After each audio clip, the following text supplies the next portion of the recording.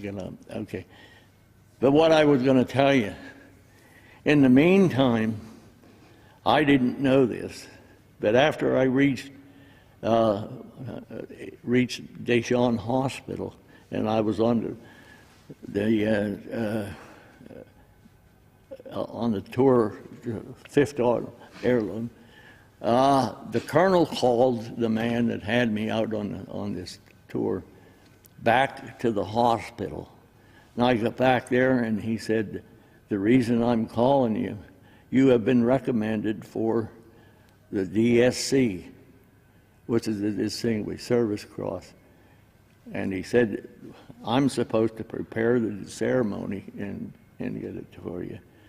And I said, "Well, I don't understand, because I don't feel that, wasn't any part of mine or anything. I was just doing my job." And he said, "Well, it's here in the certificate is with it." So I got that, and I have 2 air medals and the Purple Heart. So that's where I stand there. But when I got out of the service, they got my records mixed up with somebody else, and the first time I went into the hospital to sign up for compensation, they said, I walked into the doctor's office there, and he said, "Strip your clothes down." I said, "Why?"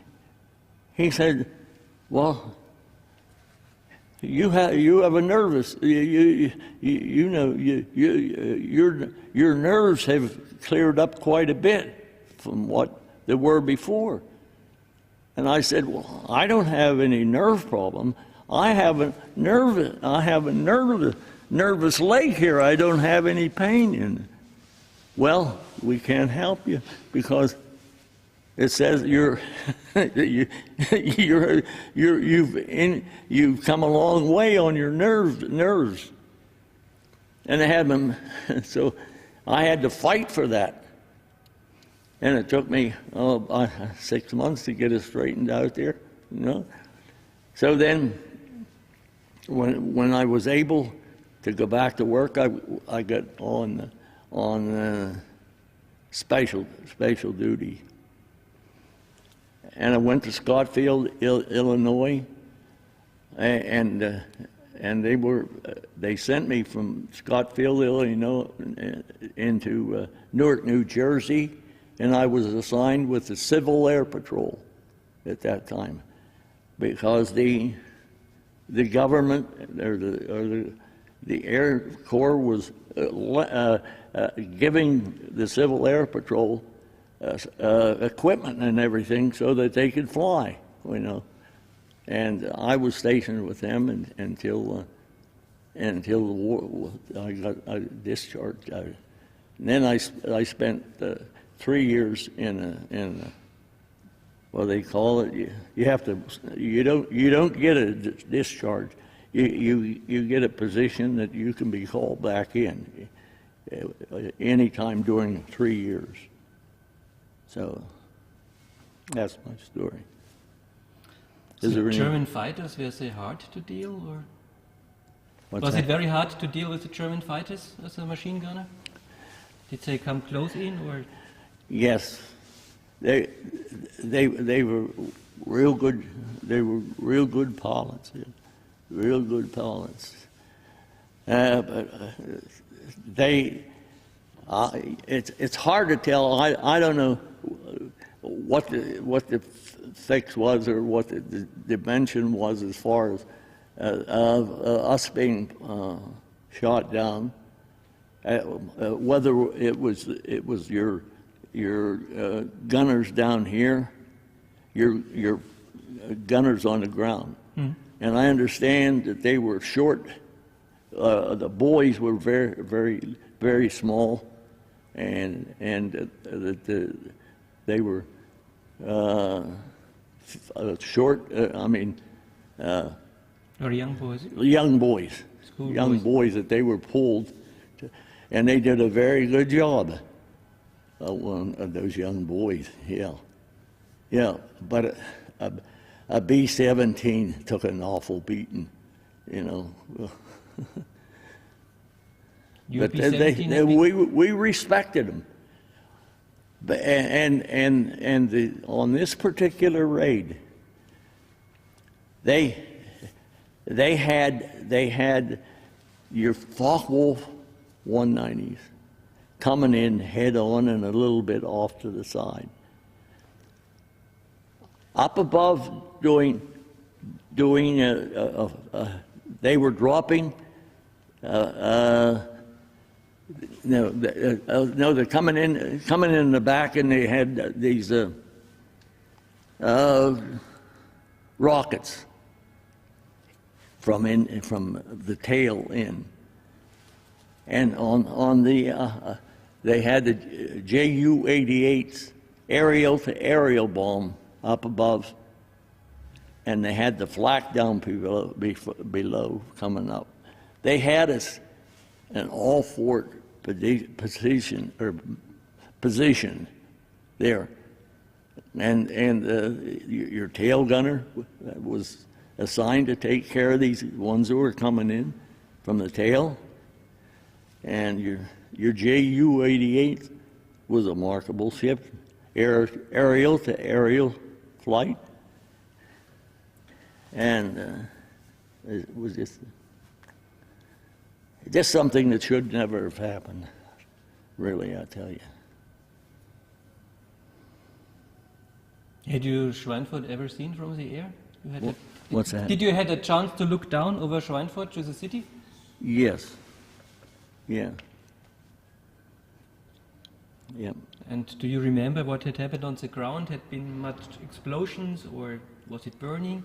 Yeah, you could see sometimes they will put up a smoke screen here that covered the target coming.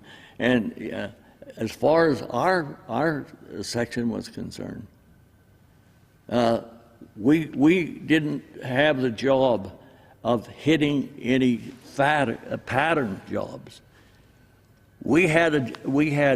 Our tough job was to pick out something that was helping the production of materials that was going into your tanks to be built and your airplanes.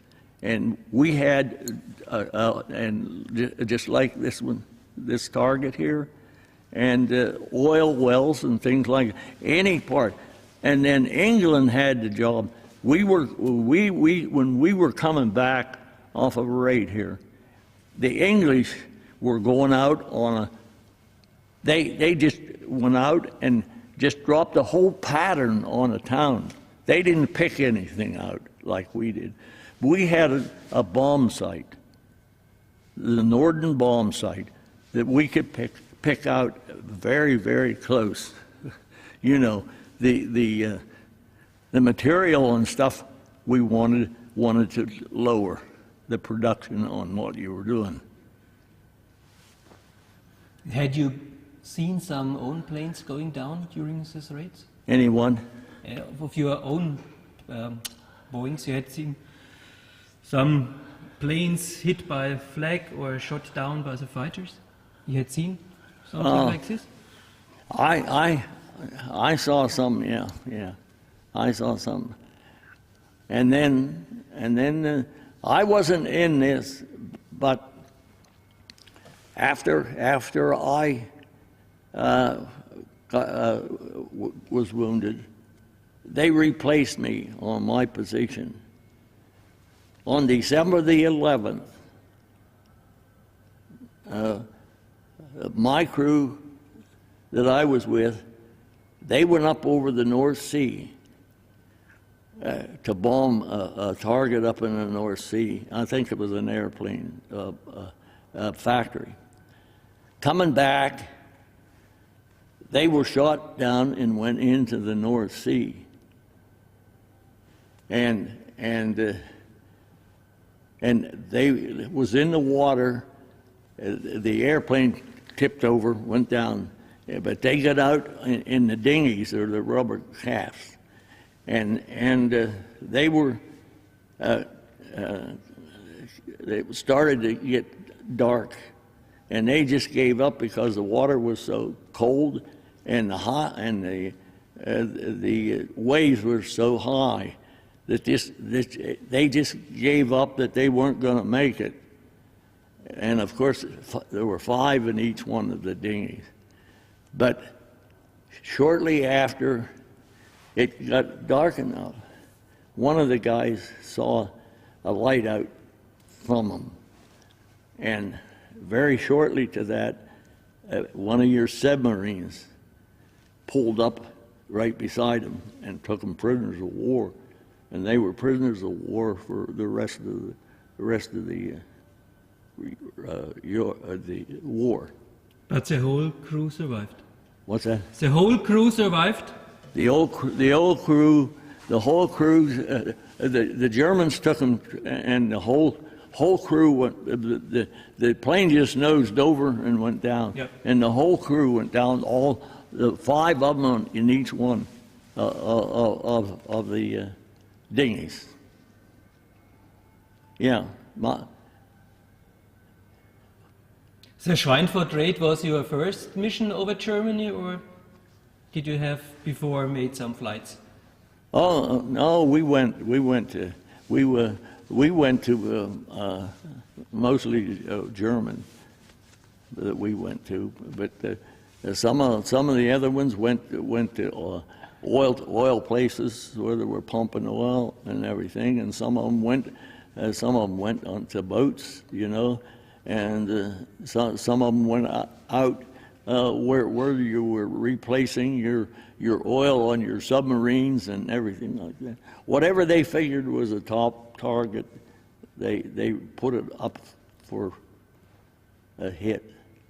When you are flying from the initial point to the target, you can't move the airplane. You must fly straight on. Always fly straight on. Do you have the Gordon bomb site that I mentioned to you? When you reached the IP, which is the initial point, the bomber was taken over operation by the bombardier. The first pilot didn't have any part at all. The IP took the plane right over to where the bombardier dropped it, and then after he dropped the bomb, he would say, "Bombs away," and then they would throw the automatic pilot out of there. The bombardier that was operating the ship.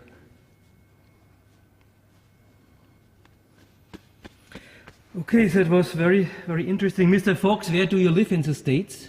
What's that? Where you are living, in what country or city? Where do you live? When are we leaving? No, where do you live in the States? Where do you live, Dad? Oh, where to live now? Well, I live in Pennsylvania. Yeah. Pennsylvania, the city? I just moved into Pennsylvania about 6 months ago, and we lived in Florida after that. Mm-hmm. But Florida was getting too much traffic and everything for me, and everything, and we didn't have any relatives there to take care of us when we were starting to get some age on us. So here's one of the, he's one that came, and so we're living at a retirement place now, which is very nice. Yeah. So it was very interesting. You took through this. Where was that the other day? That castle that was hit on the ceiling, on the roof, but the bodies. Oh, over in Würzburg. Yeah. We went through the residence? Prince Bishop's residence yeah. downtown. We went for a tour of that, and I think he